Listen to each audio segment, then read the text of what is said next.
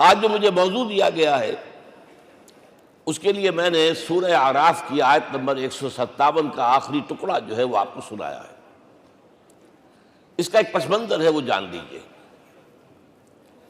آپ کو معلوم ہے کہ جب حضرت موسیٰ بنی اسرائیل کو لے کر مصر سے نکلے ہیں، اس کے بعد مرحلہ آیا کہ اللہ تعالیٰ نے حضرت موسیٰ کو کوہ طور پر طلب فرمایا تورات عطا کرنے کے لیے۔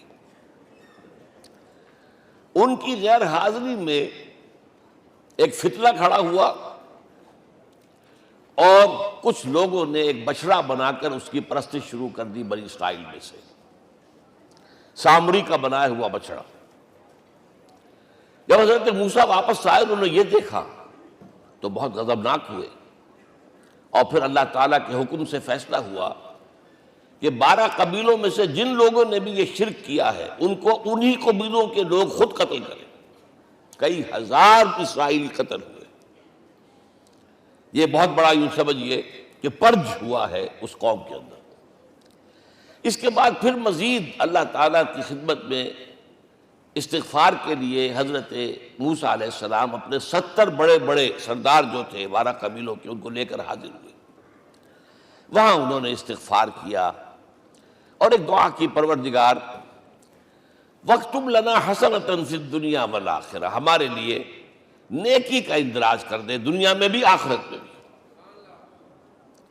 جواب ملا اللہ تعالیٰ کی طرف سے، دیکھو عذاب تو میں جس کو چاہوں گا دوں گا، اور ویسے میری رحمت ہر شے کے ساتھ موجود ہے، ہر شے کا وجود میری رحمت سے ہے، لیکن ایک میری خاص رحمت ہے جو میں لکھ رکھوں گا ان لوگوں کے لیے جو میرے نبی امی آخری رسول ان پر ایمان لائیں گے صلی اللہ علیہ وسلم۔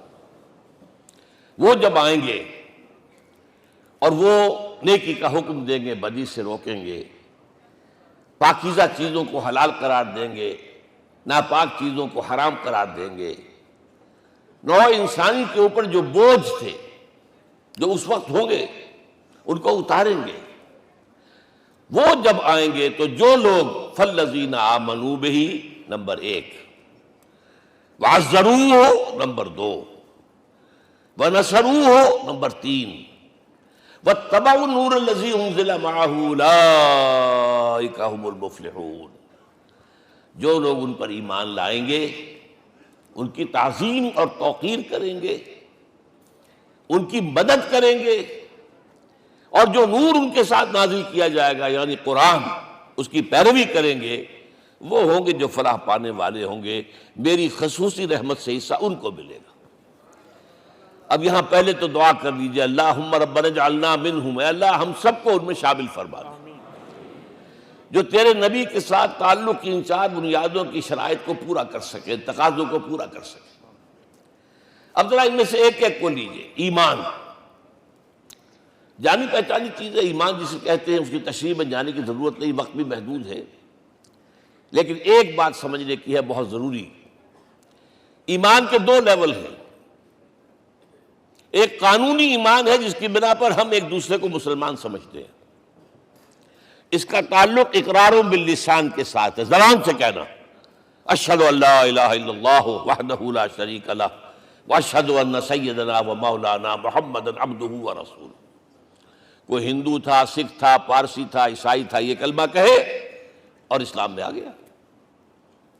لیکن یہ زبانی کلامی ایمان جو ہے یہ انسان کی سیرت و کردار پر اثر انداز نہیں ہو سکتا۔ یہی وجہ ہے آج ہم دیکھ رہے ہیں مسلمان ہی جھوٹ بھی بول رہا ہے، مسلمان ہی بے ایمانی بھی کر رہا ہے، مسلمان ہی خیانت بھی کر رہا ہے، مسلمانوں کے لیڈر بلینز کی خیانت کر رہے ہیں۔ یہ کون ہے؟ سب مسلمان ہیں۔ وہ اس کی وجہ کیا ہے کہ ہم صرف قانونی مسلمان ہیں اور ہمارا ایمان قانونی ایمان ہے۔ اس کے لیے اسلام کا لفظ قرآن میں آیا ہے سورہ حجرات میں، قالت الاعراب آمنا قل لم تؤمنوا ولکن قولوا اسلمنا۔ اے نبی یہ بدو کہہ رہے ہیں ہم ایمان لے آئے، ان سے فرما دیجئے تم ہرگز ایمان نہیں لائے ہو، یوں کہو کہ ہم مسلمان ہو گئے ہیں۔ ولما يدخل الایمان فی قلوبکم، ابھی تک ایمان تمہارے دلوں میں داخل نہیں ہوا۔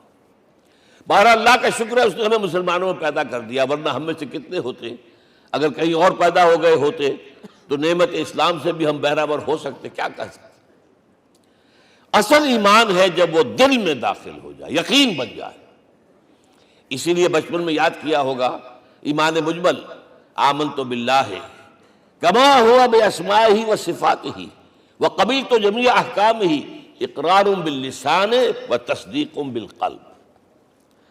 جب تصدیق بالقلب ہوگی تو اب اس کے تقاضے جو ہیں عملی پیدا ہوں گے۔ ان تقاضوں میں سے ایک میں 2 حدیثوں کے حوالے سے آپ کے سامنے رکھ رہا ہوں۔ پہلی حدیث حضرت عبداللہ بن عمرو بن العاص رضی اللہ تعالی عنہما سے مروی ہے، لا یؤمن احدکم حتی یکون ہواہ طبعا لما جئت بہ۔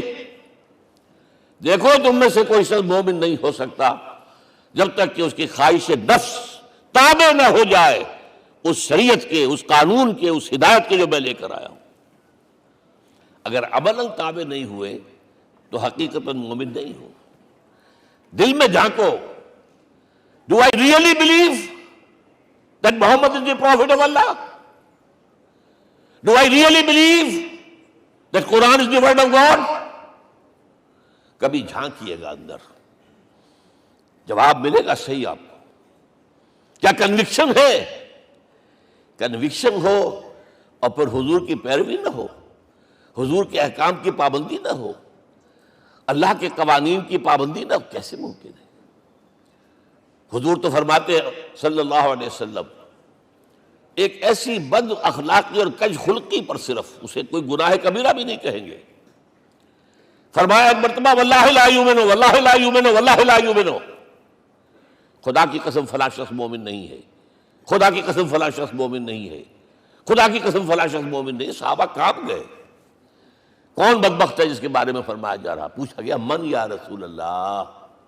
جواب سنیے اور اپنے غریبانوں میں جھانکیے۔ وہ شخص الذی لا یامن جارہ بوائقہ، وہ شخص جس کی شرارتوں کی وجہ سے اس کا پڑوسی چین میں نہیں ہے، امن میں نہیں ہے، وہ مومن نہیں ہے، خدا کی قسم نہیں ہے، خدا کی قسم نہیں ہے۔ کیسے علیحدہ کر لیں گے اس ایمان کو اعمال سے اور ایمان کو اخلاق سے؟ آگے چلیے، وہ جو حدیث حضرت ابو ہریرہ سے، اور یہ متفق علیہ ہے، صرف بخاری کی نہیں ہے، بخاری جمع مسلم۔ لا یؤمن احدکم حتی اکون احب الیہ من والدہ وولدہ والناس اجمعین۔ تم میں سے کوئی شخص مومن نہیں ہو سکتا جب تک کہ میں اسے محبوب تر نہ ہو جاؤں، اپنے باپ سے بھی، اپنے بیٹے سے بھی، اور تمام انسانوں سے۔ جھانک لیجئے دل میں، صورتحال یہ ہے یا نہیں ہے؟ کیوں محبوب ہو جائیں؟ اس لیے کہ آپ کے ذریعے ہدایت ملی ہے، آپ کے ذریعے ہم اللہ سے جڑے ہیں، اور آپ کو معلوم ہے دنیا میں کوئی شاہ ہدایت نہیں، نعمت نہیں ہے جب تک کہ نعمت ہدایت نہ ہو۔ اگر صحت اچھی ہے، ہدایت نہیں ہے، تو بدماشیاں کریں گے، کیا کریں گے؟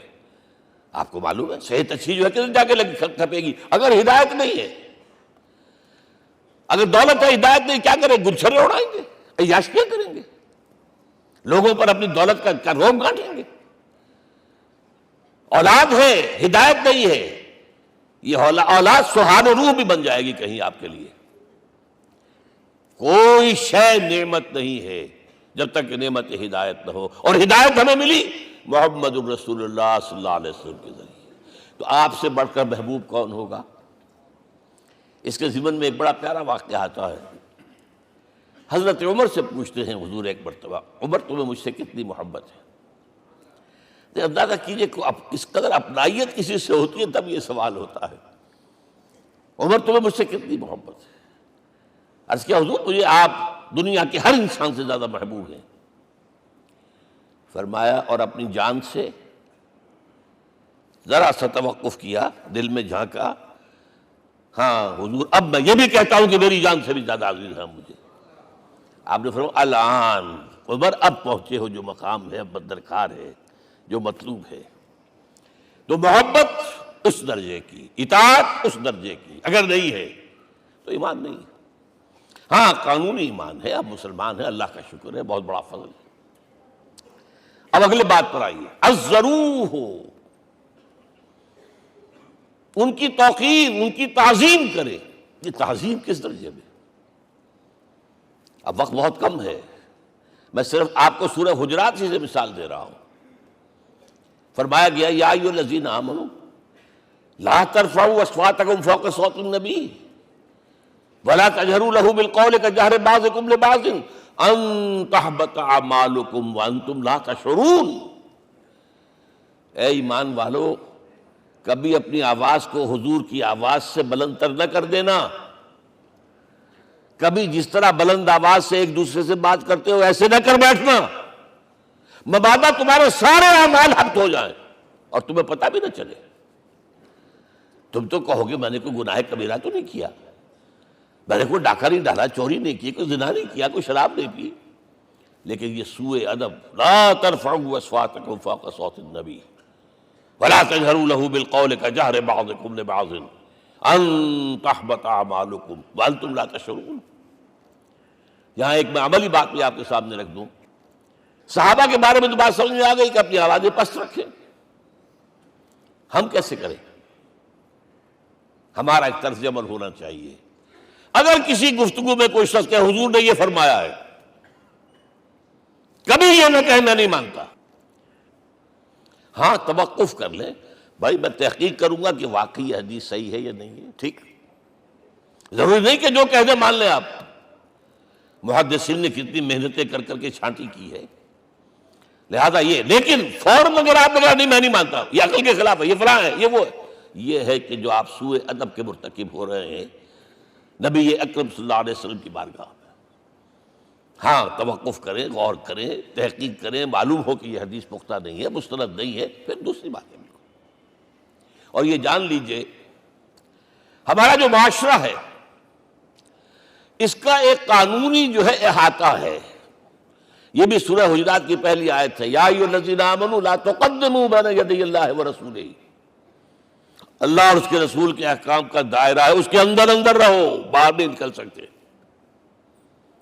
لیکن اس دائرے کے اندر ایک مرکزی شخصیت جس کی دل آویزی، جس کا حسن سلوک، جس کا حسن کردار، جس کا حسن اخلاق مرکز بن جائے، تمام لوگوں کی جذباتی محبت کا مرکز بن جائے، اگر یہ نہیں ہوگا تو معاشرہ مضبوط نہیں ہوگا. محض قانون اور دستور پر معاشرہ مضبوط نہیں ہوتا. کسی شخصیت، اب آپ کو معلوم ہے آخر ہندوستان کے معاشرے میں گاندھی کا ایک مقام ہے کہ نہیں ہے؟ آخر یہ سارا معاملہ چل رہا ہے اسی کے گرد کے نہیں؟ ماؤ زے تنگ کے معاملہ ہے ہی کہ نہیں ہے؟ یہ سارا معاملہ دنیا میں عام لوگ کہہ دیتے، ریشنلسٹ لوگ، کہ ان چیزوں کی کیا ضرورت ہے؟ بھائی قانون دیکھنا چاہیے، دستور دیکھنا چاہیے، حکم دیکھنا نہیں. بھائی جذباتی وابستگی، کہ ایک ہستی تو ایسی ہو کہ جس کے کچھ کہنے پر فوراً زبانیں بند ہو جائیں. اور اس کا نقشہ میں سعودی عرب میں دیکھتا ہوں، اگر وہاں کے دو بدو لڑ رہے ہوں صف اور ایک دوسرے کو کھانے کو دوڑ رہے ہوں، کوئی شخص کہتے صلی علی النبی، فوراً خاموش. معلوم ہوتا ہے آگ کے اوپر کسی نے پانی ڈال دیا، خاموش، صلی علی النبی، صرف یہ کہنے سے. یہ جذباتی وابستگی اگر محمد سے نہیں ہے صلی اللہ علیہ وسلم تو آپ کا معاشرہ کبھی مضبوط نہیں ہوگا. یہ مرکزی شخصیت، یہ مرکز ہے. اسی لیے ان کے احترام کا یہ درجہ ہے، کیونکہ اس سے کیا ہوگا؟ تمہارا شیرازہ بکھر جائے گا. اگر ان کے ساتھ جذباتی محبت نہیں ہوگی تمہارا شیرازہ بکھر جائے گا. یہ آیا معاملہ. اب میں آپ کو بتانا چاہتا ہوں تہذیب. ہمارے ہاں اصل میں بدقسمتی سے ہم سیرت کی تقریریں کرتے ہیں، حضور کی عظمت بیان کرنے کی کوشش کرتے ہیں. کچھ لوگ تو خیر حضور کی زلفیں ہیں، حضور کی آنکھیں ہیں، حضور کی کملی ہے، حضور کا سایہ نہیں تھا وغیرہ، یہ باتیں اپنی جگہ ہیں، ہر چیز ٹھیک ہے. لیکن یہ جان لیجئے حضور کی اصل عظمت ایک نبی اور رسول کی حیثیت سے ہے، اور وہ شے وہ ہے جہاں جبرائیل کے بھی پر جل رہے ہیں، اس کی حقیقت کون جانتا ہے؟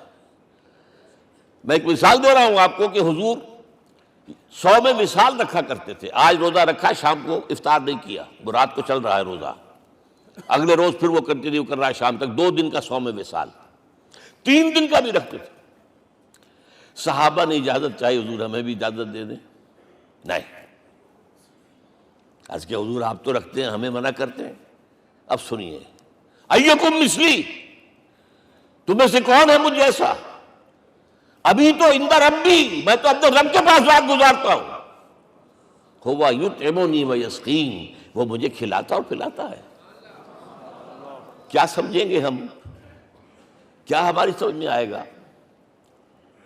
یہ معاملہ نبوت کے جو اسرار و رموز ہیں، ان کا جو مقام اور مرتبہ ہے، وہ کوئی نبی پہچان سکتا، غیر نبی تو پہچان ہی نہیں سکتا۔ ایک ڈاکٹر کا کیا مقام ہے اپنے فن میں، وہ کوئی ڈاکٹر ہی سمجھ سکے گا نا، غیر ڈاکٹر کہاں سمجھے گا؟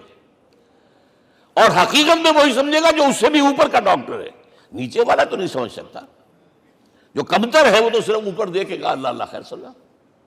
جو اوپر ہے اور ظاہر ہے محمد سے اوپر کوئی نہیں صلی اللہ علیہ وسلم۔ یہی وجہ ہے، دیکھیے شیخ سعدی کو کیا کہنا پڑا، یا صاحب الجمال و یا سید البشر من وجهك المرير قد نور القمر لا يمكن الثناء كما كان حقه بعد از خدا بزرگ توئی قصہ مختصر۔ اے محمد صلی اللہ علیہ وسلم، آپ کی ثنا جیسے کہ حق ہے ہو ہی نہیں سکتی۔ غالب اس سے بھی آگے گیا ہے، میں بات ابھی آپ کو سناتا ہوں شعر اس کا۔ آپ کی ثنا کا حق ادا ہو ہی نہیں سکتا، بس ہم یہ جانتے ہیں اللہ کے بعد آپ کا مقام۔ غالب جو آگے گیا ہے کہتا ہے، غالب ثنا خواجہ بیزداں گزاشتیم کہاں ذات پاک مرتبہ دان محمد است۔ اے غالب، ہم نے تو حضور کی ثنا تو اللہ کے حوالے کر دی ہے، اس لیے کہ وہی ذات پاک جانتا ہے مرتبہ محمد کا کیا ہے صلی اللہ علیہ وسلم۔ ہم بیان کرنے کی کوشش کریں گے تو توہین کر بیٹھیں گے۔ ایک لطیفہ ہے، ایک بیچارہ کوئی دیہاتی کہیں پھنسا ہوا تھا کسی جگہ، تھکا ہوا چل رہا تھا، ڈپٹی کمشنر صاحب جا رہے تھے، کار میں بٹھا لیا۔ اب اس نے کہا، پتر تینوں اللہ پٹواری کرے۔ اب اس غریب کے جو ہے اس کے ذہن میں تو پٹواری سے اوپر تو کچھ ہے ہی نہیں، اس کے قلم سے جو ہے ادھر کا انتقال ادھر ہو گیا، ادھر کی ادھر چلی گئی۔ تو اس ڈی سی کو وہ تعریف کر رہا ہے اپنے سمجھ کے مطابق، پٹواری کرے تو ہم کہیں پٹواری والا معاملہ نہ کریں۔ ہاں ایک پہلو ایسا ہے جس کے حوالے سے حضور کی عظمت ہماری سمجھ میں آئے گی۔ حضور ایک انسان کی حیثیت سے کیا تھے، ایک باپ کی حیثیت سے آپ کا کیا طرز عمل تھا۔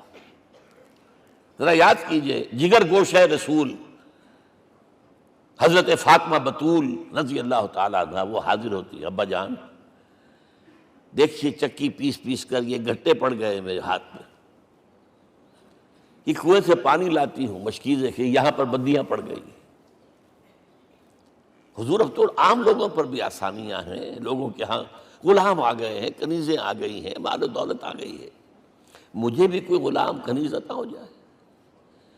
اور آپ کو معلوم ہے یہ لخت جگر نور چشم محمد کی سب سے پیاری بیٹی صلی اللہ علیہ وسلم، کوئی شک نہیں اس میں، فاطمہ، کیا بیتی ہوگی حضور کے قلب پر۔ لیکن فرمایا، کیا بیٹی، یہ دنیا کی چیزیں ہماری لیے نہیں ہیں، میں تمہیں اس سے بہتر شے دیتا ہوں۔ تسبیح فاطمہ ہر نماز کے بعد 33 مرتبہ سبحان اللہ، 33 مرتبہ الحمدللہ، 33 مرتبہ اللہ اکبر کہہ لیا کرو۔ لیکن سوچ لیجئے دل پر کیا گزری ہوگی صلی اللہ علیہ وسلم۔ حضرت عائشہ سے پوچھئے، حضرت خدیجہ سے پوچھئے، حضور کیسے شوہر تھے؟ آپ سے زیادہ خواتین کے حق میں نرم، گھر کے کام کا جھاڑو دے رہے ہیں، کپڑے جو ہیں بوسیدہ انہیں سی رہے، گھر میں بیٹھے ہوئے یہ کام کرتے تھے۔ بہرحال ایک بات میں آپ سے عرض کروں،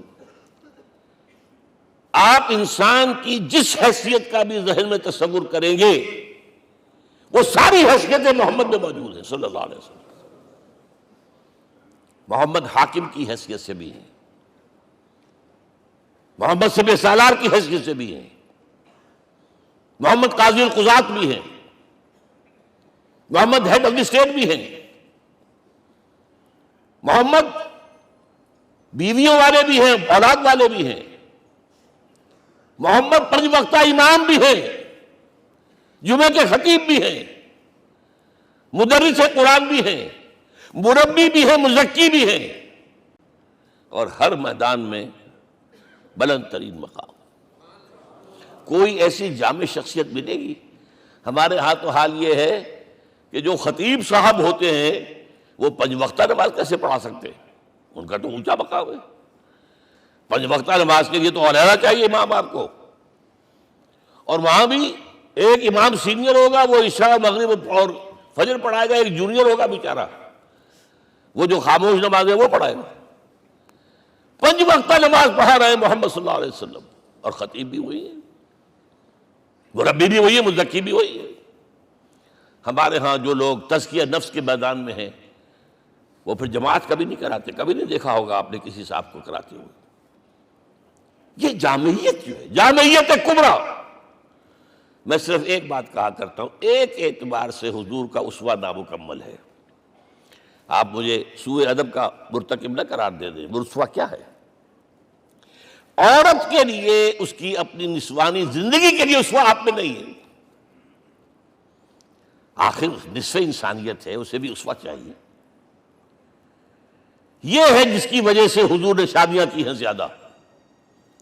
خواتین کے لیے اسوہ حضور کے ازواج مطہرات ہیں، اور ان میں سب سے بڑھ کر جو بالکل یوں سمجھیے کہ آغاز کے اندر نوجوانی میں آ گئی ہیں حضور کی خدمت میں، نہایت ذہین و فطین، انہوں نے پھر عورت کی زندگی کے لیے حضور کا جو طرز عمل تھا وہ انہوں نے بیان کیا نا۔ اس لیے سورہ احزاب کے اندر اس کا تذکرہ ہے، جہاں یہ آتا ہے لقد کان لکم فی رسول اللہ اسوۃ حسنہ، وہیں پر یا نساء النبی لستن کاحد من النساء، اے نبی کی بیویوں تم عام عورتوں کے مانند نہیں ہو، تمہیں تو اسوہ بننا ہے امت کے لیے۔ اب اس سے اگلا قدم میں بڑھا رہا ہوں آگے، اور اس کے ساتھ جڑ جائے گی تیسری بات۔ تیسری بات کیا ہے؟ وَنَصَرُوهُ، اس کی مدد کریں صلی اللہ علیہ وسلم۔ پہلی بات تو یہ نوٹ کیجئے، حضور انتہائی غیور انسان تھے، انتہائی غیور۔ یہ کہا جاتا ہے کہ اگر حضور گھوڑے اس میں سوار ہوتے تھے اونٹ پر، اور آپ کا کوڑا نیچے گر گیا، تو آپ یہ کسی سے نہیں کہتے تھے کہ ذرا یہ میرا کوڑا مجھے پکڑا دینا، یہ بھی گوارا نہیں تھا۔ آپ اونٹ بٹھا کر نیچے اتر کر اپنا کوڑا خود اٹھاتے تھے۔ کسی سے اپنے ذاتی کام کے لیے کوئی مدد مانگنا امکان ہی نہیں۔ بلکہ ایک واقعہ تو وہ ہے جب بھی میں تذکرہ کرتا ہوں میری آنکھوں میں آنسو آ جاتے ہیں۔ یہ ہجرت کے وقت کا واقعہ ہے۔ آپ کو معلوم ہے حضور نے تمام مسلمانوں کو مکے سے جانے کی اجازت دے دی، چلے جاؤ مدینے، چلے جاؤ مدینے، آپ خود تھے موجود، اس لیے کہ رسول اپنے مقام کو نہیں چھوڑ سکتا وداؤٹ ایکسپریس پرمیشن فرام اللہ سبحانہ وتعالی۔ اب حضرت ابوبکر پوچھ رہے ہیں حضور اجازت آ گئی؟ نہیں آئی، آ گئی نہیں آئی، دن گزر رہے ہیں۔ حضرت عائشہ کی روایت ہے ایک روز ہم نے دیکھا دوپہر کے وقت آ رہے ہیں حضور، کپڑے سے اپنا سر جو ہے ڈھانپا ہوا ہے۔ عرب میں دوپہر کے وقت وزٹ کرنا جو ہے یہ ان کے خلاف دستور ہے، ان کی تہذیب کے خلاف، یہ قیلولے کا وقت ہوتا۔ تو حیران ہوئے، آتے ہی فرمایا ابوبکر ہجرت کی اجازت ہو گئی۔ اب انتہائی خوشی سے اور بڑی امید میں کہ بڑی شاباش ملے گی، حضرت ابوبکر فرماتے عرض کرتے ہیں حضور میں نے 2 اونٹیاں تیار کر رکھی ہیں، خوب کھلا پلا کے انہیں فرما کیا ہوا ہے، یہ ہجرت میں ہمارے کام آئے گی۔ حضور تھوڑا سا توقع فرماتے ہیں، پھر کہتے ہیں اچھا ٹھیک ہے، ایک میں استعمال کروں گا لیکن میں اس کی قیمت ادا کروں گا۔ حضرت ابوبکر رو پڑے، حضور مجھ سے یہ مغایرت،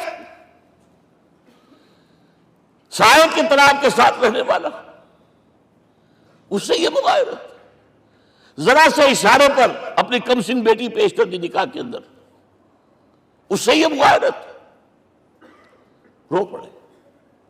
لیکن حضور کی اپنی غیرت تھی، میں قیمت دوں گا۔ اب بتائیے مدد کا کہ یہ درکار تھی؟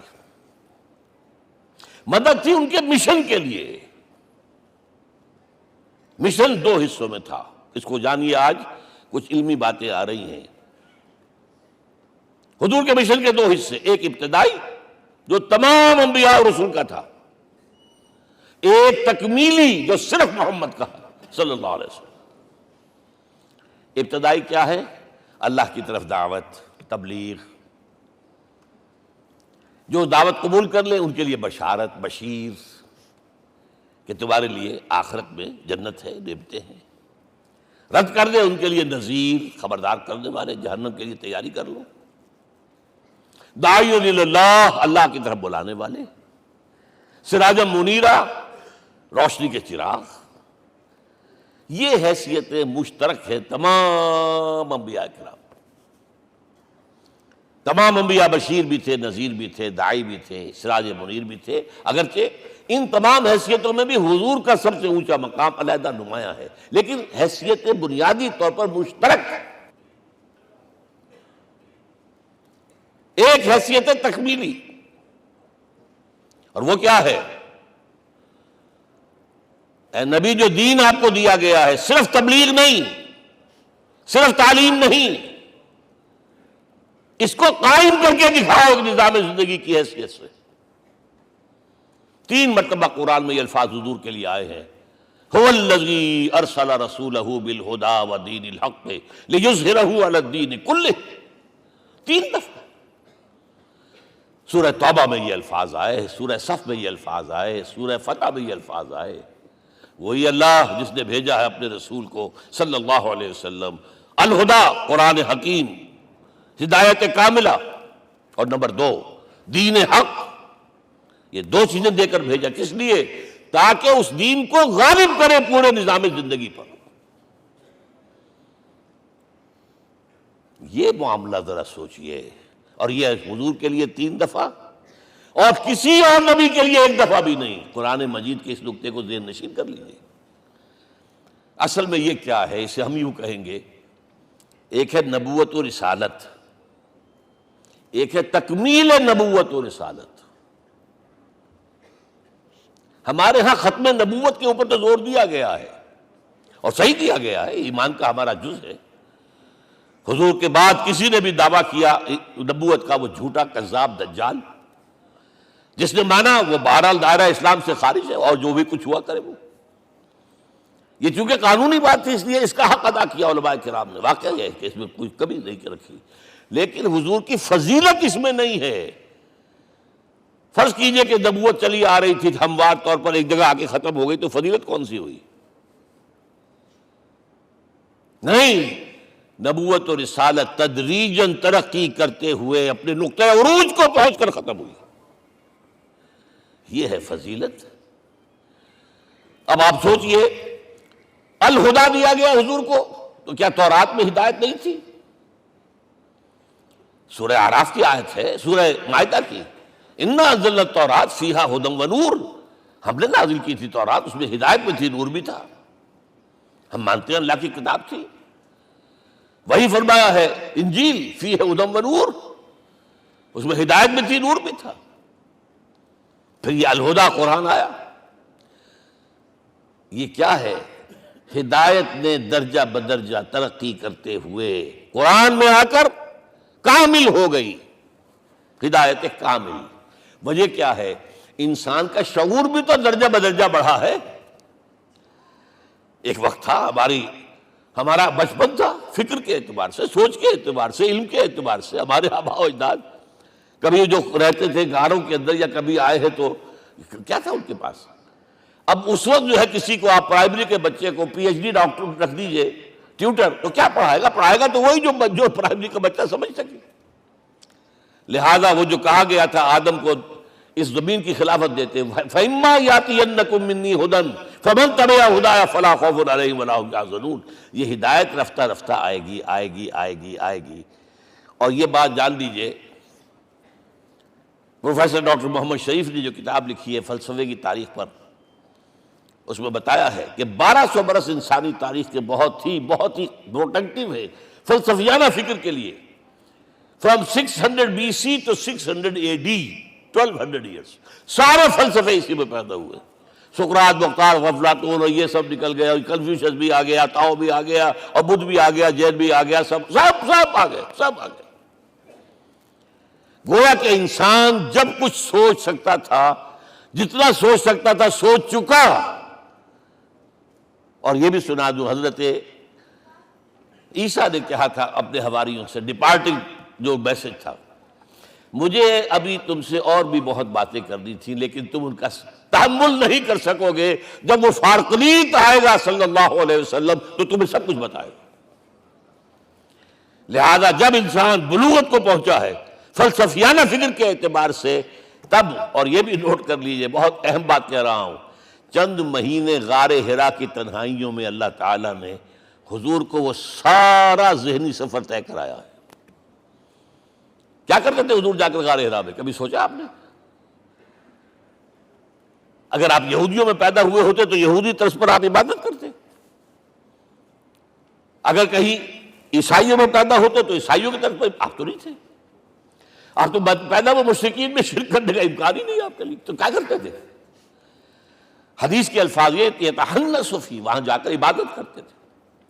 اب شارحین حدیث نے بہت عمدہ لکھا ہے، کانا صفت و تعبدہ فی غار حرا التفکر والاعتبار، غار حرا میں آپ کی عبادت فکر، غور و فکر، تفکر و اعتبار، جس کی میں تعبیر یہ کر رہا ہوں، جس کو کہا کبھی اکبر الہ آبادی نے، خدا کے کام دیکھو بعد کیا ہے اور کیا پہلے، نظر آتا ہے مجھ کو بدر سے غار حرا پہلے۔ تم غار حرا کو نہیں جانتے، مصطفیٰ اندر حرا خلوت گزید، قوم آئین و حکومت آفرید۔ The most productive part of the period life of Muhammad is that which he passed in غار حرا۔ فکر کی ساری جو ہیں بلندیاں طے کی، تب آیا ہے اقرأ بسم ربک، اب اللہ کا الہدیٰ شروع ہوا ہے۔ اچھا، اسی طرح نمبر 2، دین حق مکمل ہوا ہے۔ ورنہ جب ہم کبھی غاروں میں رہتے تھے کسی میونسپلٹی کا بھی سوال نہیں، نظام کسے کہیں گے؟ پھر یہ ہے کہ قبائلی نظام آیا، چلیے ایک شیخ ہے اس کا کہنا ماننا ہے سب کو، کچھ نظام تو بن گیا نا، اور نظام جہاں آئے گا جکڑ بندی ہو جائے گی۔ اب تم فلاں قبیلے کے شخص ہو، اس کا قبیلے کا سردار یہ، تمہیں حکم ماننا پڑے گا، اس قبیلے کی روایت یہ ہے، تمہیں پیروی کرنی پڑے گی، you have to do it whether you like it or not۔ پھر آپ کی سٹی اسٹیٹس وجود میں آئی، پھر امپائرز وجود میں آ گئے، 400-500 برس سے رومن امپائر، 400-500 برس سے ایرانین امپائر عرب کے اوپر ایسے تھی جیسے افغان کے سر کے اوپر بہت بڑا جو ہے پگڑ رکھا ہوتا ہے۔ کتنا بڑا ہوتا ہے؟ وہ کسی نے شعر کہا بھی تھا، مجھے تو اب یاد نہیں، کہ سر پہ باندھے ہوئے پورا افغانستان۔ میرا خیال شاید ضمیر جعفری۔ تو کیا تھا یہ جزیرہ نما عرب، یہ جزیرہ کہلاتا ہے، الجزیرہ، الجزیرہ، اس لیے کہ نیچے آپ کو معلوم ہے بحیرہ عرب، ادھر جو ہے خلیج آ رہی ہے آخر تک، ادھر سے بحیرہ قلزم جا رہا ہے، اور پھر خلیج عقبہ آ گئی ہے، تو یہ سارا جو ہے جزیرہ نما ہے، اس سے پیننسولا۔ لیکن عرب اوپر 2 اور ہیں، عراق عرب، شام عرب۔ عراق عرب پر قبضہ ایران کا، شام عرب پر رومیوں کا۔ اور جب یہ سلطنتیں بن گئیں تو گویا کہ انسان شکنجے میں آ گیا۔ ظلم، محنت کرے کسان، عیش کرے جاگیردار، اور بادشاہ محل بنائے، لگان وہاں سے آ رہا ہے۔ از جفائے دے خدایاں کشتے دہقانہ خراب، کرگے پر بیٹھا ہوا کوئی کھدر بن رہا ہے، ٹیکس دو۔ بادشاہ محل بھی بنائے گا، یاشیاں بھی کرے گا، سارا نسوانی حسن جو ہے کوہ قاف کا لے آئے گا اپنے ہاں، اور پھر فوج بھی رکھے گا، ذرا تم نے گردن اٹھائی تو تمہاری سرکوبی کرنے کے لیے فوج تیار ہے۔ یہ جب جکڑ بند آئی ہے انسان پر، تب محمد کو بھیجا گیا ہے۔ دلی بیٹر، اسے آزاد کرانے والا، دین حق دیا گیا۔ یہ دین حق قرآن مجید میں اسی لیے کہا گیا، یہ میں کہہ رہا ہوں تکمیل رسالت النبوت۔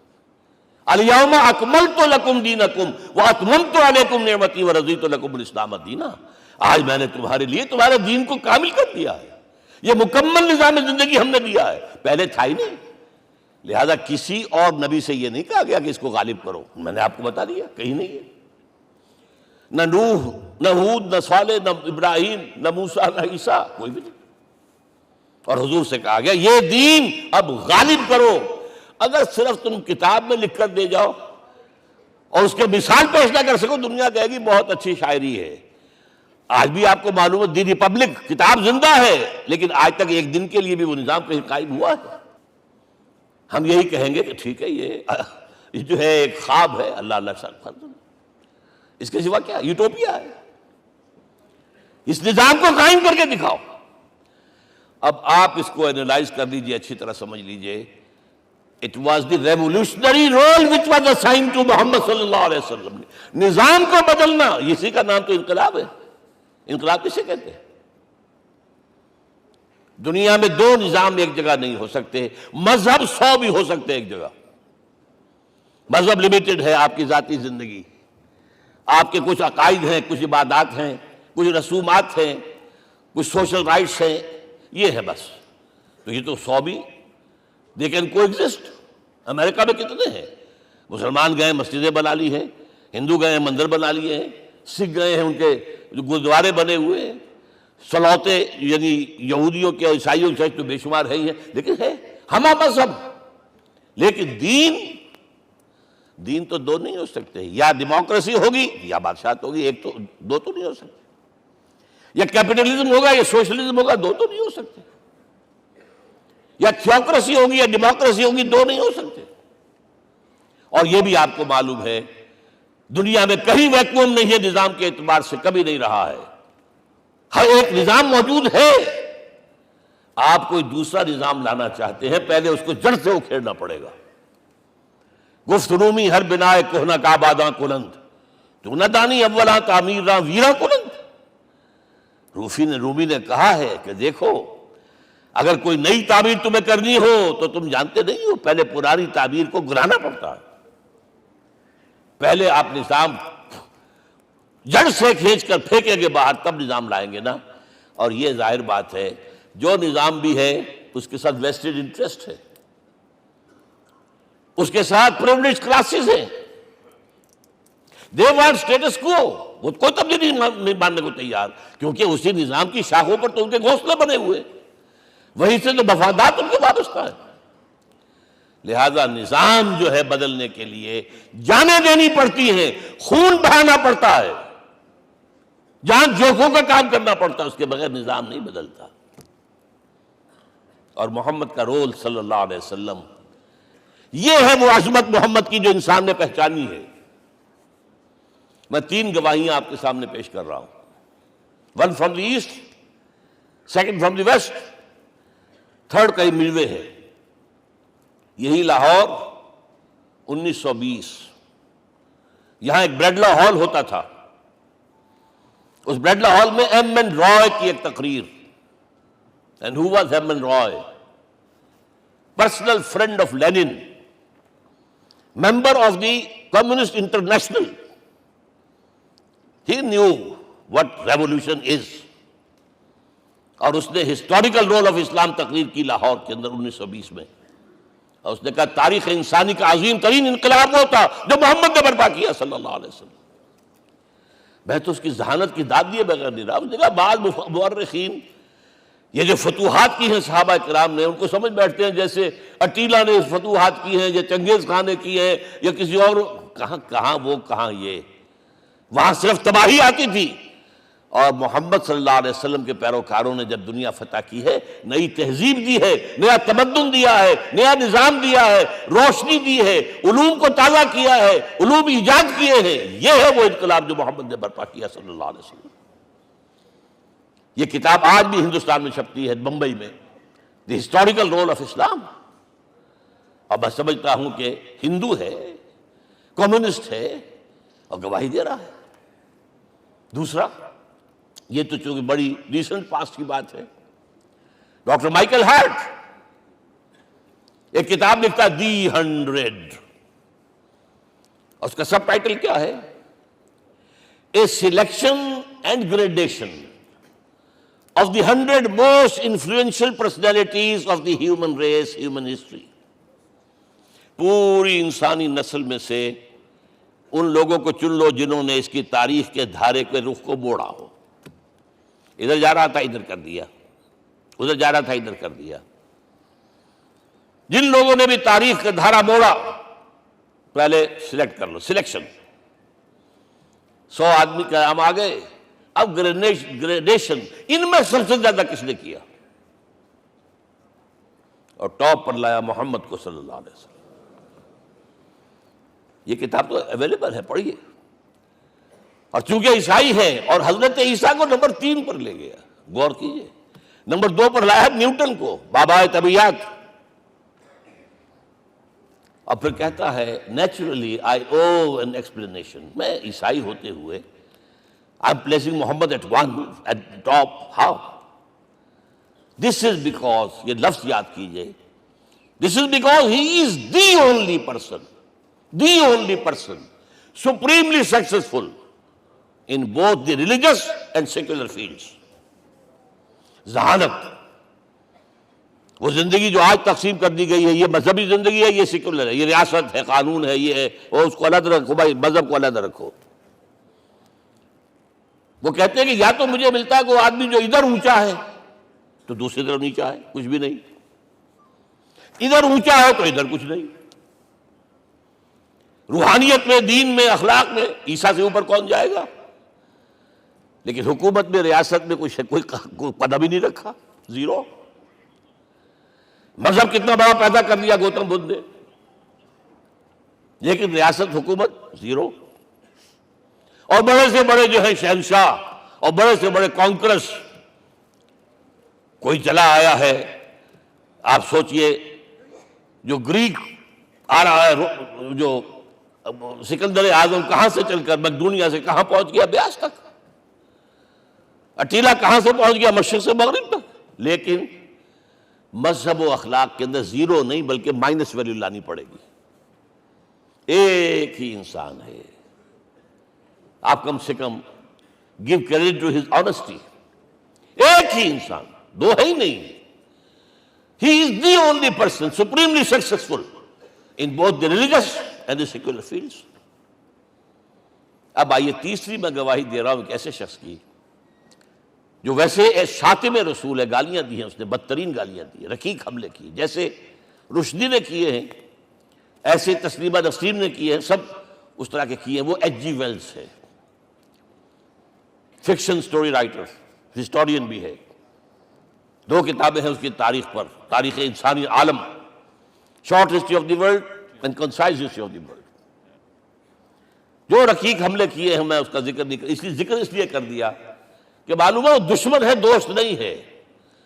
اگر کسی کا دوست ہوگا تو تعریف کر ہی گا، وہ دشمن ہے، میں اسٹیبلش کرنا چاہتا ہوں، ہی از انیمی۔ اور عربی زبان کا ایک مقولہ یہ ہے کہ الفضل ما شہدت بہ الاعداء، فضیلت تو وہ ہوتی ہے جس کی گواہی دشمن دے۔ جب وہ آیا ہے concise history of the world میں، چیپٹر آخری حضور کا، جو حضور کے چیپٹر میں جو آخری بات خطبہ حجۃ الوداع کو کوٹ کیا ہے، لا فضل لعربی علی عجمی ولا لعجمی علی عربی ولا لأحمر علی اسود ولا لأسود علی احمر الا بالتقوی۔ کسی عرب کو کسی عجمی پر کوئی فضیلت نہیں، کسی عجمی کو کسی عرب پر کوئی فضیلت نہیں، کسی گولے کو کسی کالے پر کوئی فضیلت نہیں، اور کسی کالے کو کسی گورے پر کوئی فضیلت نہیں، ہاں تقوی کے ساتھ فضیلت ہے۔ اب ذرا میرا ایک ایک لفظ نوٹ کیجئے، کیا لکھتا ہے اس پر؟ Although the sermons of human freedom, fraternity and equality were said before also, and we find a lot of these sermons in Jesus of Nazareth، مسیح ناصری حضرت عیسیٰ علیہ السلام کے ہاں بھی وعظ تو ہمیں بہت ملتے ہیں، but it must be accepted that it was Muhammad صلی اللہ علیہ وسلم who for the first time in history established a society based on these principles۔ انسانی حریت، اخوت، مساوات، اس کے وعظ کہنے تو بہت آسان ہے، تقریریں کرنی تو بہت آسان ہے، لیکن ان ویلیوز کو باقاعدہ اسٹیبلش کرنا ایک سوسائٹی میں ماننا پڑتا ہے، یہ اسے دینا پڑا ہے کریڈٹ جو بھی ہے۔ لیکن ایک بات نوٹ کر لیں، مبادہ کہیں آپ میرے بارے میں سوء ظن ہو جائے، تازہ ایڈیشن جو اب اویلیبل ہے اس میں سے یہ نکال دیے گئے ہیں۔ آج کے جو ان کے ایڈیٹرز ہیں ان کے حلق سے نیچے نہیں اتر رہے، اتنی بڑی حقیقت۔ آپ پنجاب لائبریری یا پبلک لائبریری سے جا کے پرانا ایڈیشن لیجئے، concise history of the world کے اندر آپ کو یہ الفاظ مل جائیں گے۔ Although the sermons of human fraternity, Freedom and equality were said before also. And we have a lot of these sermons in Jesus of Nazareth. But it must be accepted that it was Muhammad sallallahu alaihi wasallam who for the first time in history established a society based on these principles. اب یہ جو mission میں نے آپ کے سامنے رکھا، ایک بنیادی مشن قرآن کی تبلیغ کرو، تبلیغ کرو، تبلیغ کرو، تبلیغ کرو. یا ایھا رسول بلغ ما انزل الیک من ربک وان لم تفعل فما بلغت رسالتہ. نمبر 2، جو دین حق دیا اسے غالب کرو، قائم کرو، نافذ کرو، اس کی مثال پیش کرو دنیا کے سامنے. ان دونوں میں مدد درکار تھی محمد الرسول اللہ کو. جیسے حضرت مسیح نے کہا تھا، وَإِذْ قَالَ عِيسَىٰ ابْنُ مَرْيَمَ لِلْحَوَارِيِّينَ مَنْ أَنصَارِي إِلَى اللَّهِ، کون ہے میرا مددگار اللہ کی راہ میں. جیسے کہ اللہ فرماتے ہیں سورہ حدید میں، بڑی پیاری آیت ہے، بڑی ریولوشنری آیت ہے، بلکہ میں لفظ استعمال، بڑی ننگی انقلابی آیت ہے قرآن مجید کی.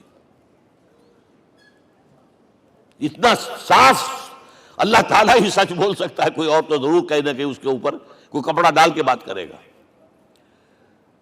آیت نمبر 25 آف سورۃ الحدید، لقد ارسلنا رسلنا بالبینات، ہم نے اپنے رسولوں کو بھیجا واضح نشانیوں کے ساتھ، معجزات کے ساتھ. وانزلنا معهم الکتاب والمیزان، ان کے ساتھ کتاب اتاری، شریعت اتاری، میزان اتاری، نظام اتارا. لِيَقُومَ النَّاسُ بِالْقِسْطِ، تاکہ لوگ عدل پر قائم ہوں. اس لیے کتاب کیوں بھیجی، رسول کیوں بھیجے، نبی کیوں بھیجے، وحی کیوں بھیجی؟ تاکہ لوگ عدل پر قائم ہوں. یہ اس سے بڑی آیت کوئی ہوگی؟ عدل اجتماعی، سوشل جسٹس. اب اگلا ٹکڑا پڑھیے، وَأَنزَلْنَا الْحَدِيدَ، ہم نے لوہا بھی اتارا ہے، فِيهِ بَأْسٌ شَدِيدٌ، اس سے اسلحہ بنتا ہے، جنگی قوت ہے. وَلِيَعْلَمَ اللَّهُ مَن يَنصُرُهُ وَرُسُلَهُ بِالْغَيْبِ، اور اللہ دیکھ لینا چاہتا ہے کون ہے اس کے وفادار بندے جو لوہے کی طاقت کو ہاتھ میں لے کر اللہ اور اس کے رسول کی مدد کرتے ہیں. دین اللہ کا، اسے قائم کرنا اللہ کی مدد ہے، اسے قائم کرنا محمد کا فرض ہے، اس کے جد و جہد کرنا محمد کی مدد ہے صلی اللہ علیہ وسلم. یہ تھی نصرت. اور یہ نصرت آپ کو معلوم ہے حضور کی زندگی میں صحابہ کرام نے کی ہے کہ نہیں کی؟ جو شخص ایمان لایا فوراً داعی بن گیا، فوراً. ابو بکر ایمان لائے، اور 6 جو ہیں عشرہ مبشرہ میں سے چوٹی کے صحابہ، وہ ان کی دعوت پر ایمان لائے. سعد ابن ابی وقاص، طلحہ، زبیر، عثمان، سعید ابن زید، یہ سب کون ہیں؟ حضرت ابو بکر کی دعوت. نوجوان ہیں، مصعب بن عمیر کو گھر سے نکال دیا چچا نے، اور بڑا نہ کر کے نکالا ہے کم وقت نے، اس لیے کہ باپ مر گیا تھا، بہت دولت چھوڑ گیا تھا. ماں نے بڑے ناز و نام میں پالا تھا. کہتے ہیں 200 درہم کا جوڑا اس کا بن کر آتا تھا شام سے. جیسے کبھی ہم کہتے تھے کہ پنڈت نہرو کے کپڑے جو ہے پیرس سے سل کر آتے ہیں، اور جہاں سے گزر جاتا تھا مشم، اتنا اس نے لگایا ہوتا تھا عطر کے پوری گلی جو ہے وہ خوشبو سے جو ہے بھر جاتی تھی. چچا نے بلایا، تم جو یہ گلچھرے کر رہے ہو اپنے باپ کی دولت پر نہ، اور تم اسے کہتے ہو کافر، نکل جاؤ گھر سے. وہ چلنے لگے. He was a ten ager.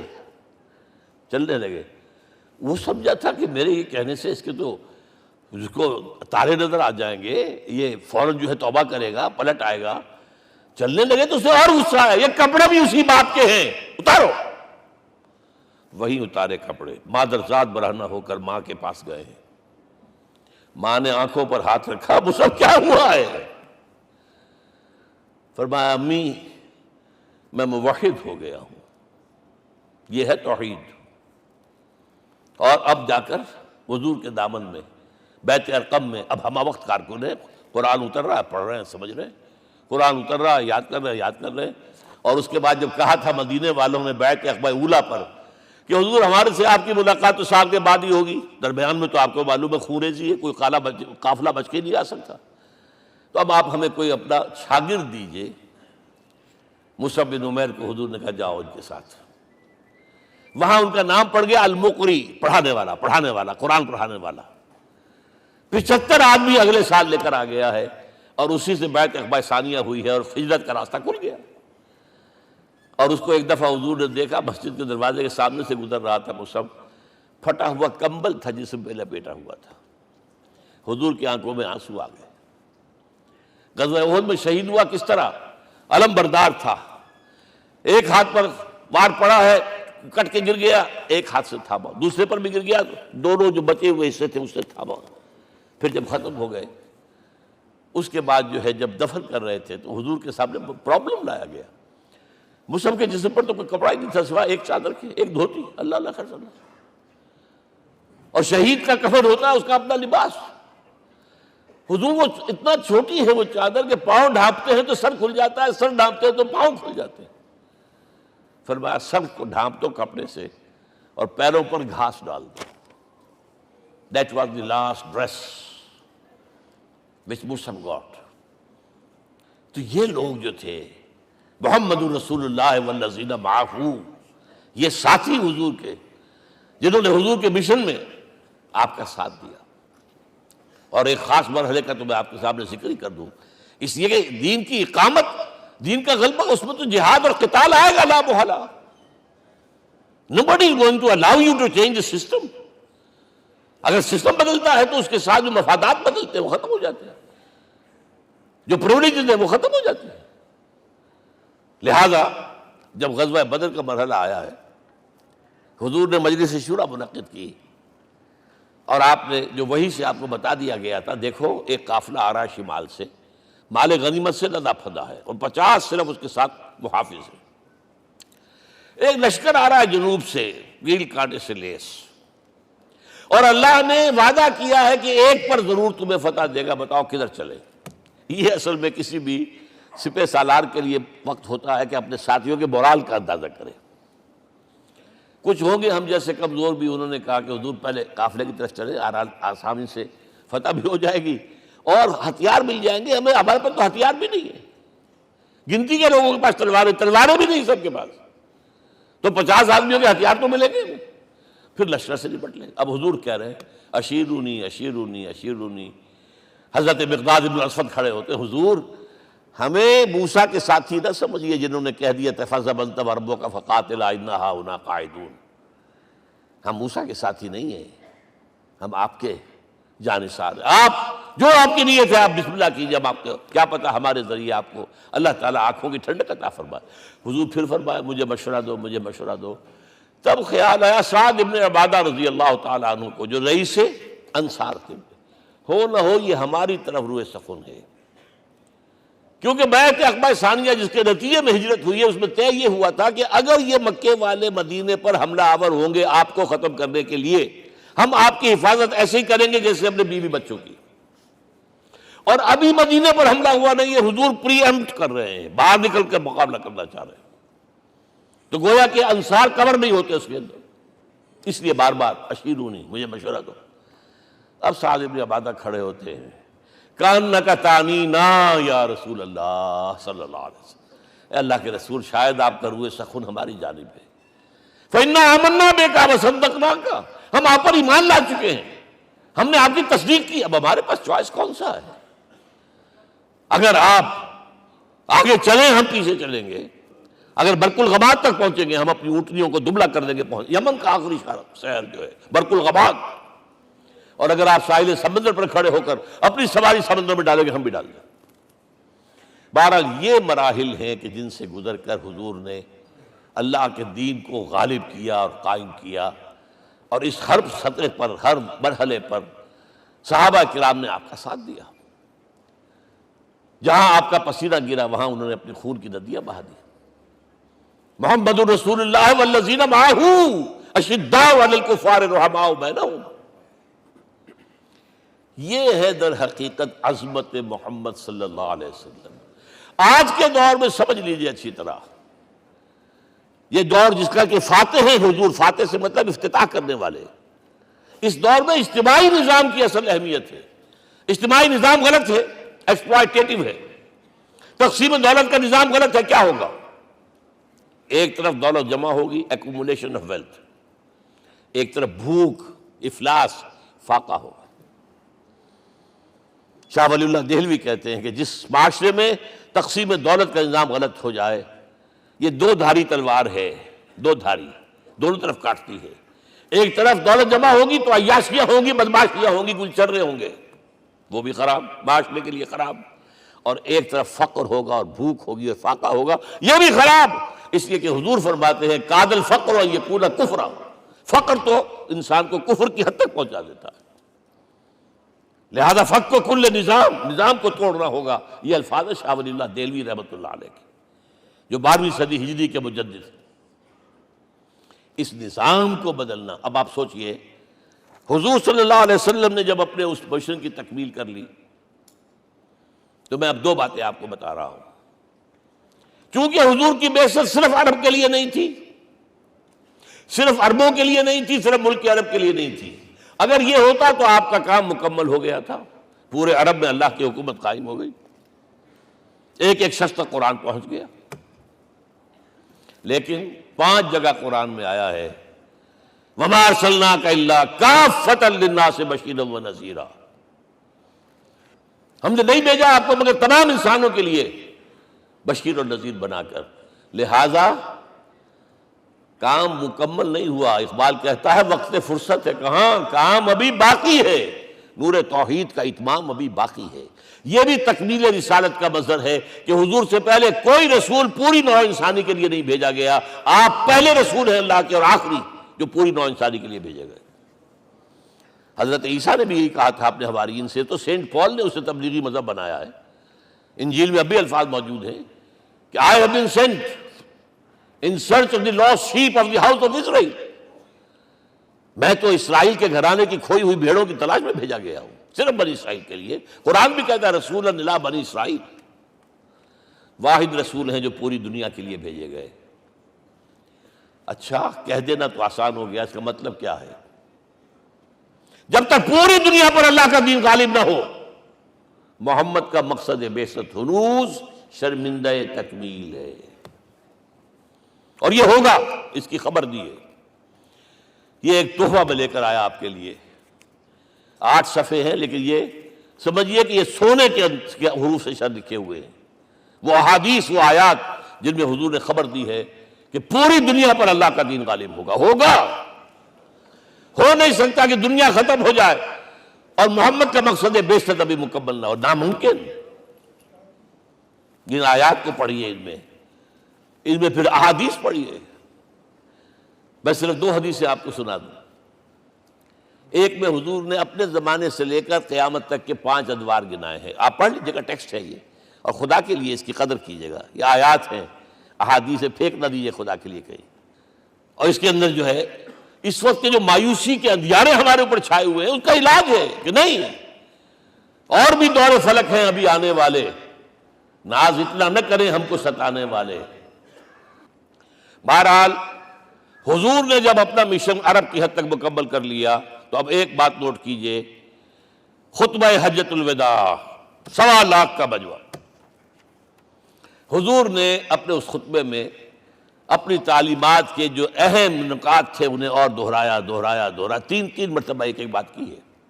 Loud speaker تو تھا نہیں، پہلے آپ ادھر رخ کرتے تھے، آپ کہتے تھے کچھ، ادھر لوگ آدمی آگے کھڑا ہوا اس کو آگے پہنچاتا اور آگے پہنچاتا تھا، پھر آپ سامنے رخ کر کے کہتے تھے، پھر بائیں طرف رخ کر کے 3 مرتبہ، ایک لفظ 3 مرتبہ۔ آخر میں ایک سوال کیا ہے، الا هل بلغت، دیکھو لوگوں میں نے پہنچا دیا یا نہیں؟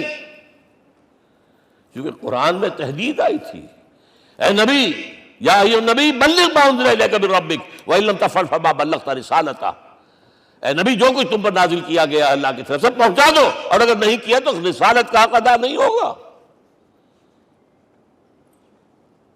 اور اس میں سورہ اعراف کی آیت نمبر 6 اگر پڑھ لیں، فَلَنَسْأَلَنَّ الَّذِينَ أُرْسِلَ إِلَيْهِمْ وَلَنَسْأَلَنَّ الْمُرْسَلِينَ، ہم ان سے بھی پوچھیں گے جن کی طرف رسولوں کو بھیجا، اور رسولوں سے پوچھیں گے ہم نے تمہارے پاس اپنا پیغام پہنچایا تھا، تم نے پہنچایا کہ نہیں لوگوں کو؟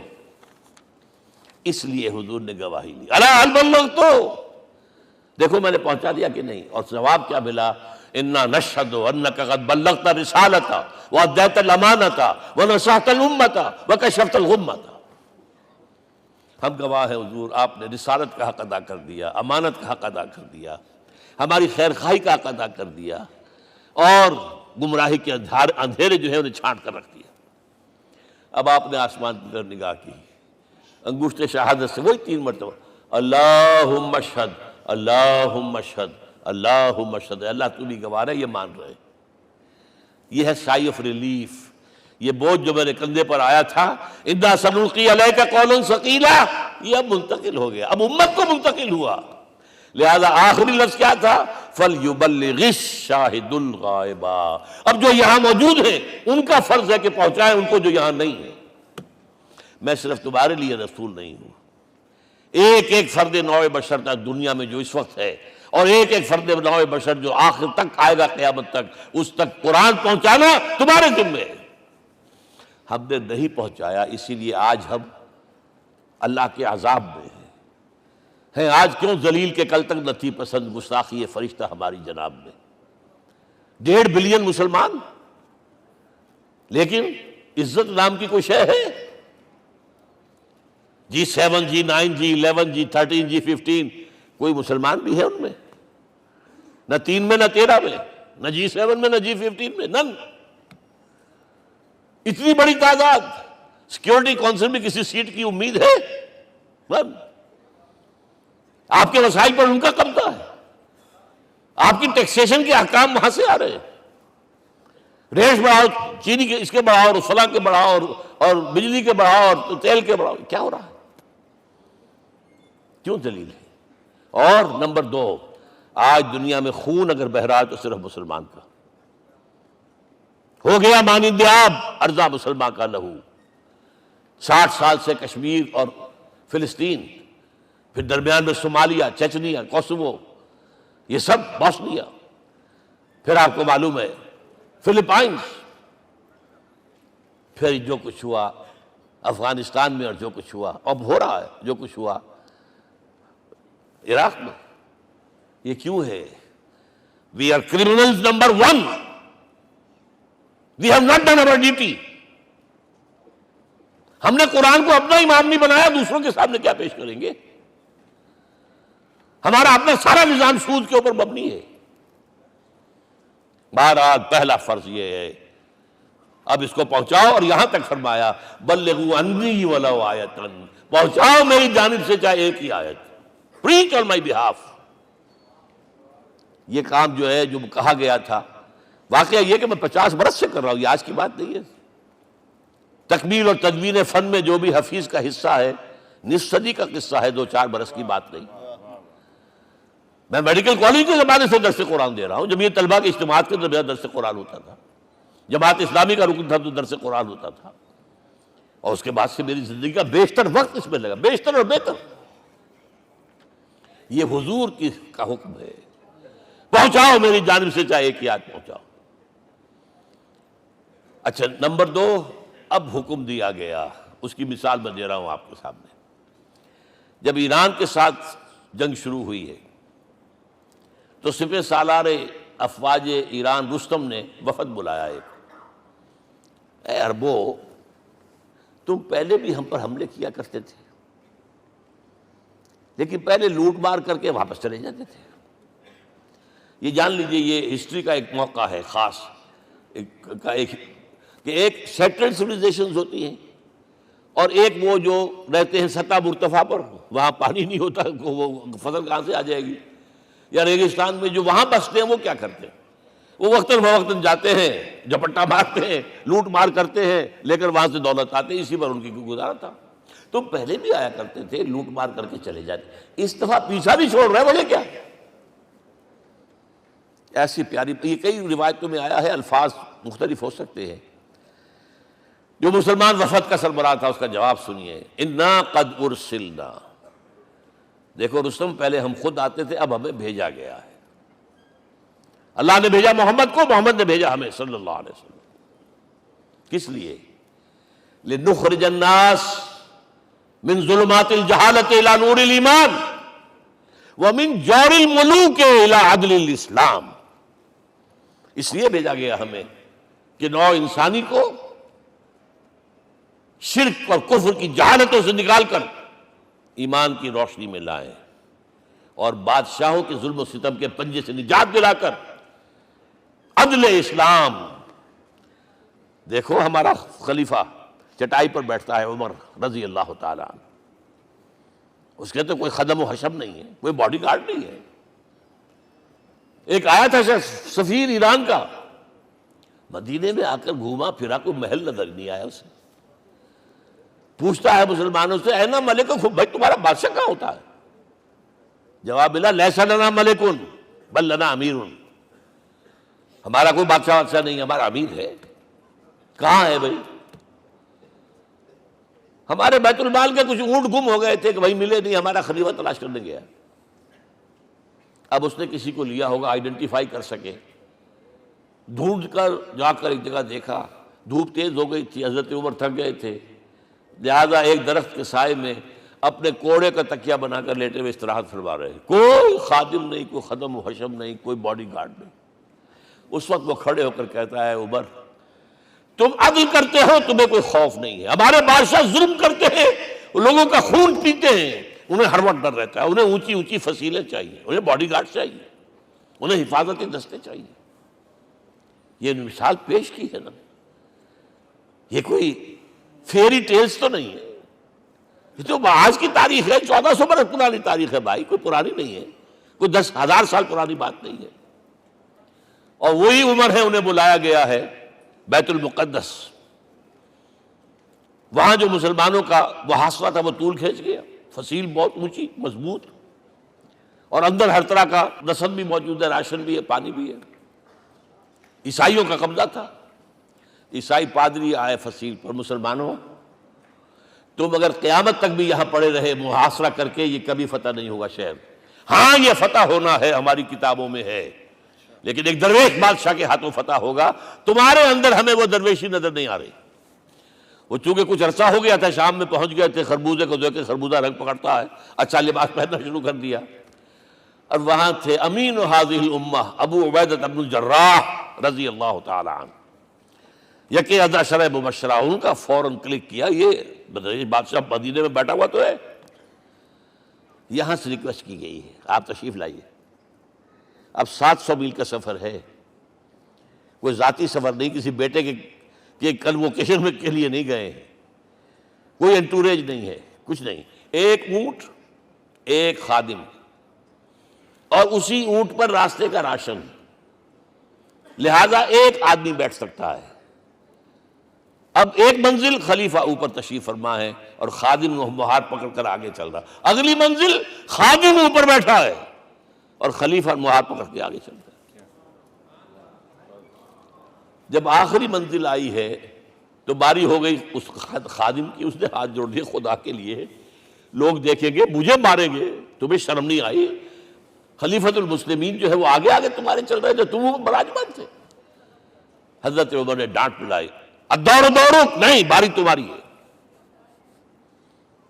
وہ بیٹھا ہوا اوپر، حضرت عمر پنکیل پکڑ کر آ رہے ہیں، اور بیچ میں کہیں کیچڑ آ گیا تھا، جوتیاں بھی ہاتھ میں پکڑی ہوئی ہیں. اب وہاں آتے ہی انہیں لے جایا گیا فصیل کے سامنے. انہوں نے اوپر سے اپنی کتابیں دیکھیں، ہاں یہی ہے درویش بادشاہ.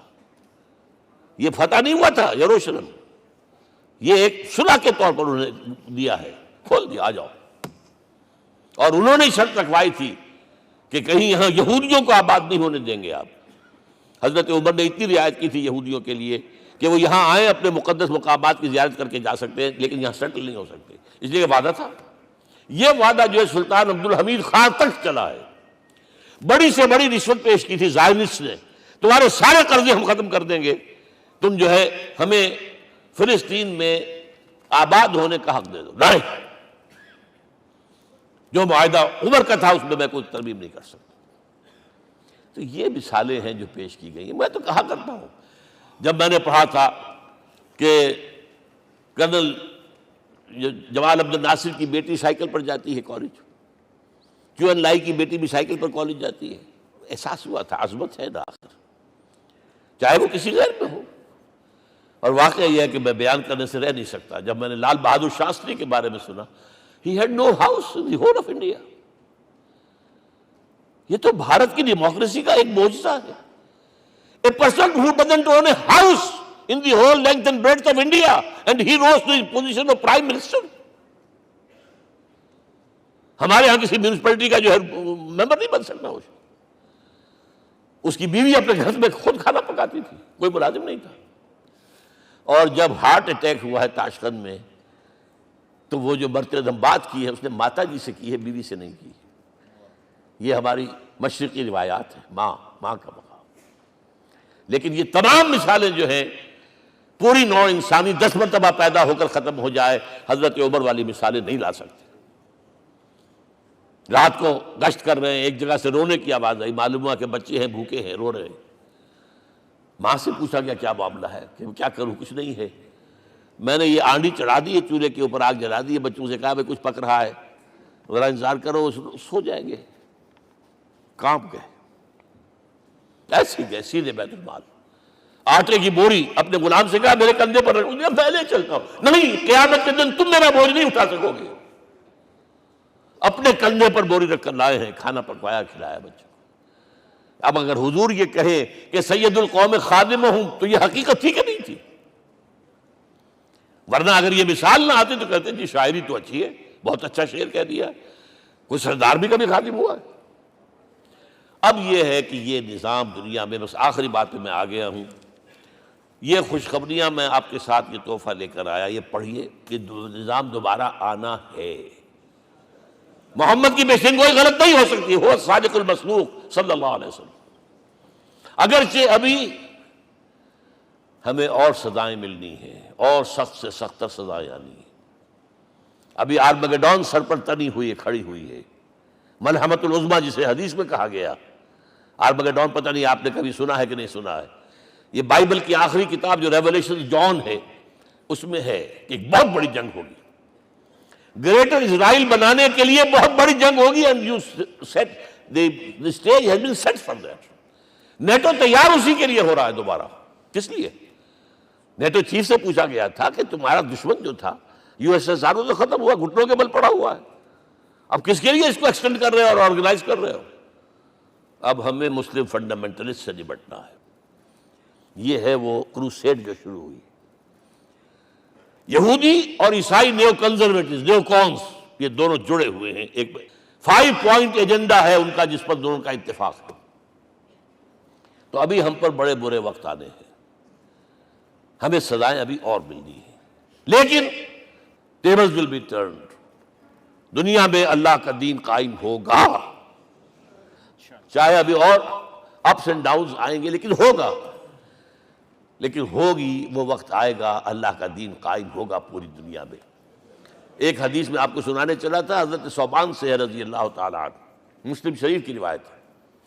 حضور نے فرمایا ان اللہ زوالی الارض، اللہ نے میرے لیے پوری زمین کو لپیٹ دیا۔ فرائیت مشارقہا و مغاربہا، میں نے اس کے سارے مشرق دیکھ لیے، سارے مغرب دیکھ لیے۔ وَإِنَّ أُمَّتِي سَيَبْلُغُ مُلْكُهَا مَا زُوِّئَ لِي مِنْهَا، میری امت کی حکومت ان تمام علاقوں پر قائم ہو کر رہے گی جو اللہ نے زمین کو لپیٹ کر مجھے دکھا دیے۔ یہ ہونا ہے، and that is going to be the end of this world۔ Armageddon بھی آ جائے گی، پہلے ملحمۃ العظمیٰ بھی آئے گا، سزائیں بھی ملیں گی، بالآخر وہ ہوگا۔ لیکن آخری بات، میرے اور آپ کے لیے مسئلہ لمحہ فکریہ کیا ہے؟ میں اور آپ کہاں کھڑے ہیں؟ Are we on the side of Allah or on the side of America؟ بہرحال یہ تو جو اپس اینڈ ڈاؤنز آنے ہیں، میرے اور آپ میں سے ہر شخص کے سوچنے کی بات یہ ہے، یہ تو انقلاب تو آئے گا، حضور کے ذریعے سے آیا، کچھ لوگ حضور کے ساتھی بن گئے، ان کی دنیا بن گئی، آخرت بن گئی، قیامت میں کے بعد جو کچھ ملنا ہے اللہ تعالیٰ روح و ریحان و جنت النعیم۔ کچھ رہ گئے کہ چاہے سگا چچا تھا محروم رہ گئے، ابو لہب۔ آج بھی یہ قافلہ ادھر چل رہا ہے۔ اقبال نے بالکل ٹھیک کہا ہے کہ دنیا کو ہے پھر مار کا روح و بدن پیش، تہذیب نے پھر اپنے درندوں کو ابھارا، اللہ کو پابر دیے مومن پہ بھروسہ، ابلیس کو یورپ کی مشینوں کا سہارا۔ اور صحیح کہا ہے، آخری بات جو کہہ رہا ہوں، ایک نقطہ میرا رہ گیا ہے، وَاتَّبَعُوا النُّورَ الَّذِي أُنزِلَ مَعَهُ، چوتھی بات، اور یہ کہ وہ لوگ جو اس نور کا اتباع کریں گے کہ جو ان کے ساتھ نازل کیا قرآن، اس لیے کہ قرآن ہی ذریعہ ہے، آلہ انقلاب ہے۔ قرآن انسانوں کو بدلتا ہے، افراد کو، افراد مل کر جماعت بن کر وہ جو انقلاب برپا کرتے، بٹ انڈیویجول چینج. اقبال کے الفاظ میں چوں بجا در رفت جہاں دیگر شود. یہ قرآن اگر کسی کے باطن میں اتر جاتا ہے تو اس کے اندر انقلاب آ جاتا ہے. He is a change person from within واتبعوا النور الذی انزل معہ. لیکن آخری دور کے بارے میں یہ چند اشعار سنا رہا ہوں. شب گریزاں ہوگی آخر جلوہ خورشید سے، یہ چمن معمور ہوگا نغمہ توحید سے، ہو کر رہے گا.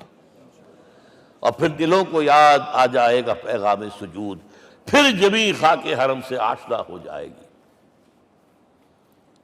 اور آنکھ جو کچھ دیکھتی ہے لب پہ آ سکتا نہیں. میں وہ حیرت ہوں کہ دنیا کیا سے کیا ہو جائے. آب روان کبیر تیرے کنارے کوئی دیکھ رہا ہے کسی اور زمانے کے خواب.